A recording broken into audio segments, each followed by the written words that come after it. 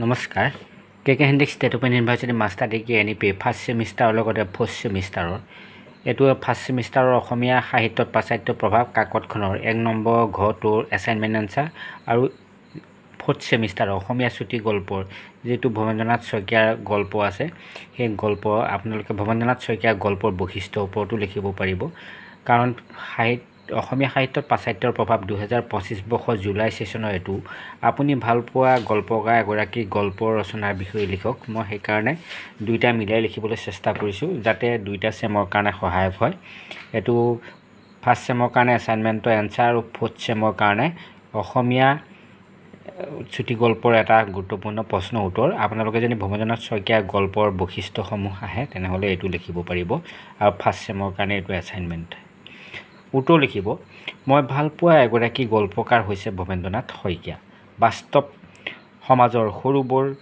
জীৱন চিত্ৰক অৱলম্বন কৰি গল্প ৰচনা কৰা ভৱেন্দ্ৰনাথ শইকীয়া ৰামধেনু যুগৰ এগৰাকী অন্যতম গল্পকাৰ শইকীয়াৰ গল্পত বাস্তৱ জীৱনৰ সূক্ষ্মাতি সূক্ষ্ম কথাবোৰো প্ৰতিভাত হৈ উঠে বাবেই তেওঁ মই ভালপোৱা গল্পকাৰসকলৰ অন্যতম তলত মই ভালপোৱা গল্পকাৰ ভৱেন্দ্ৰনাথ শইকীয়াৰ গল্প ৰচনাৰ বিষয়ে আলোচনা কৰা হ'ল ফ'ৰ্থ ছেমৰসকলে এই তলৰকণ লিখিলেও হ'ব ওপৰকণ লিখিব নালাগে কিন্তু ফাৰ্ষ্ট ছেমৰ এছাইনমেণ্টৰ এনচাৰৰ কাৰণে প্ৰথমৰ পৰা শেষলৈকে লিখিব লাগিব চাব ভৱেন্দ্ৰনাথ শইকীয়াৰ গল্প ৰচনা আধুনিক অসমীয়া চুটি গল্পকাৰ হিচাপে বিশেষ স্থান অধিকাৰ কৰি আহিছে ভৱেন্দ্ৰনাথ শইকীয়াই বহুমুখী প্ৰতিভাৰ আকৰ ভৱেন্দ্ৰনাথ শইকীয়াই চুটিগল্প উপন্যাস নাটক শিশু সাহিত্য আদি দিশত অসমীয়া সাহিত্যক সমৃদ্ধ কৰিছে বিশেষকৈ তেওঁৰ গল্পসমূহৰ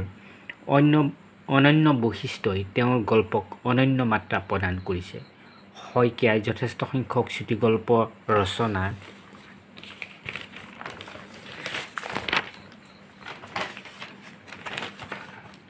কৰিছিল তেখেতৰ প্ৰকাশিত গল্প সংকলনসমূহ হৈছে প্ৰহৰী বৃন্দাবন গহ্বৰ সেন্ধুৰ শৃংখল ভৱেন্দ্ৰনাথ শইকীয়াৰ শ্ৰেষ্ঠ গল্প তৰংগ এই বন্দৰৰ আবেলি আকাশ উপকণ্ঠ আৰু সান্ধ্য ভ্ৰমণ ৰামধেনু আলোচনীত প্ৰকাশ পোৱা ভৱেন্দ্ৰনাথ শইকীয়াৰ প্ৰথম গল্পটি আছিল ৰণভংগ পঞ্চম বছৰ দশম সংখ্যা ৰামধেনুত এই গল্পটি প্ৰকাশ হৈছিল ৰামধেনু আলোচনীত প্ৰকাশ পোৱা তেওঁ অন্যান্য গল্পবোৰ আছিল যাত্ৰাবধ বৃন্দাবন ৰাজমিস্ত্ৰী ধৰাসাপ বন্দীশাল আদি অৱশ্যে শইকীয়াৰ গল্প ৰামধেনু আলোচনীতকৈ আন আলোচনীত বেছিকৈ প্ৰকাশ পাইছিল সূক্ষ্ম পৰ্যবেক্ষণ ঘটনাৰ পুংখানুপুংখ বিৱৰণ চমকপ্ৰদ উপস্থাপন ইংগিতধৰ্মিতা আদি বৈশিষ্ট্যৰে ভৱেন্দ্ৰনাথ শইকীয়াৰ গল্পবোৰ মহীয়ান তেওঁৰ ৰচনাৰ বৰ্ণনা কৌশল ইমান মনোগ্ৰাহী যে ইয়ে তেওঁৰ গল্পবোৰক জনপ্ৰিয়তাৰ উচ্চ শিখৰলৈ তুলি লৈ গৈছে তেখেতৰ বৰ্ণনাৰ কৌশলে গল্পবোৰক পাঠকৰ দৃষ্টিত এক ছবিৰ দৰে তুলি ধৰে মুখ্যতঃ তেওঁ গল্পবোৰৰ বিষয়বস্তুবোৰ দৈনন্দিন জীৱনৰ সৰু সৰু ঘটনা এই সৰু সৰু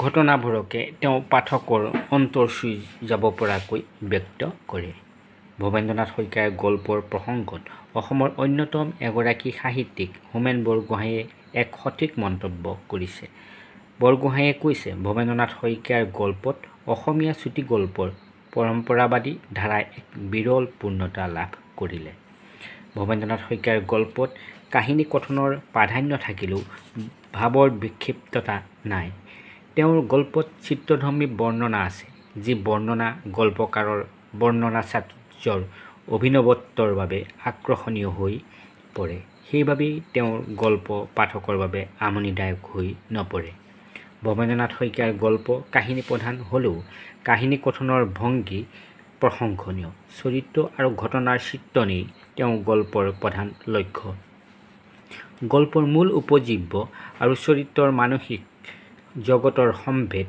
পাঠকক দিবলৈ গৈ ভৱেন্দ্ৰনাথ শইকীয়াই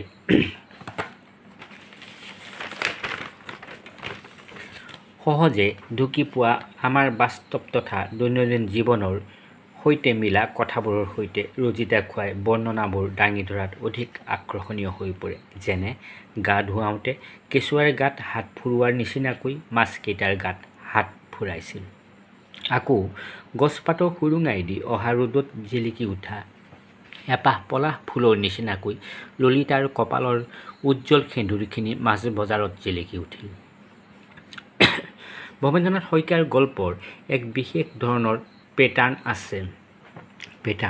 আছে আৰু এই পেটাৰ্ণটো অনুকৰণীয়। মৌপাছাৰ গিভ দ্য মৌপাছা গল্পটো এনে বিশেষ পেটাৰ্ণ আছে।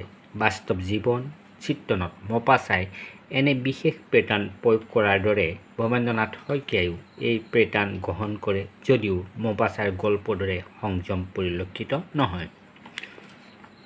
ভৱেন্দ্ৰনাথ শইকীয়াৰ গল্পত প্ৰতীক চিত্ৰকল্প উপমা আদিৰ সঘন প্ৰয়োগ দেখা যায়। প্ৰতীকৰ প্ৰক্ষেপে তেওঁ গল্পসমূহক অন্য এক মাত্ৰা প্ৰদান কৰিছে। উদাহৰণস্বৰূপে সেন্দুৰ, ধোঁৰাসাপ, গহ্বৰ, এলান্ধু, প্ৰহৰী আদি তেনেধৰণৰ গল্প। ভৱেন্দ্ৰনাথ শইকীয়াৰ গল্পত ব্যংগও আছে আৰু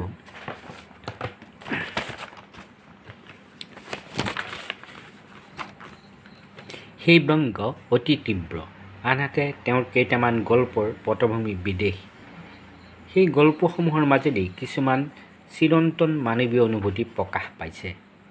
বিদেশৰ পটভূমিত ৰচিত তেওঁৰ গল্পসমূহৰ ভিতৰত নাটঘৰ, এই বন্দৰৰ আবেলি, পলায়ন আদি উল্লেখযোগ্য।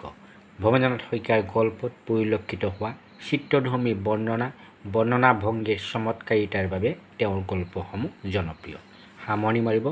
ভৱেন্দ্ৰনাথ শইকীয়া অসমীয়া চুটিগল্পৰ এগৰাকী প্ৰখ্যাত তথা জনপ্ৰিয় গল্পকাৰ। কিছু ইতিবাচক দিশৰ বৈশিষ্ট্যৰ বাবে অসমীয়া চুটিগল্পৰ ধাৰাটোত তেওঁৰ এখনি সুকীয়া স্থান আছে। বিশেষ আলোচক তথা সমালোচক ড মহেন্দ্ৰ বৰাই ক'বৰ দৰে ভৱেন্দ্ৰনাথ শইকীয়াৰ গল্পত আছে ডিটেইলছৰ ধাৰ নিচিগা স্ফুৰণ। সত্যজিৎ ৰায়ৰ ছবি চাই যিটো সোৱাদ পোৱা যায়, ডিটেইলছৰ সূক্ষ্মতম কাৰুকাৰ্যৰ বাবে ভৱেন্দ্ৰনাথ শইকীয়াৰ গল্প পঢ়ি পোৱা যায় একেটা সোৱাদ একেটা কাৰণতে। এনেদৰে আপোনালোকে লিখিব। মই K Handiqui State Open University master degree first চেমৰ প্ৰায়কেইটা এনচাৰ এইখনৰ গোটেইকেইটা দিয়া হ'ল আৰু প্ৰথম 2খন 3খন এইখনৰ সৈতে মই 4খনৰ সম্পূৰ্ণ দিলোঁ আৰু এইটো অসমীয়া চুটিগল্পৰ 4th চেমৰ আচলতে গুৰুত্বপূৰ্ণ প্ৰশ্ন উত্তৰ ফাৰ্ষ্ট চেমৰ এছাইনমেণ্ট।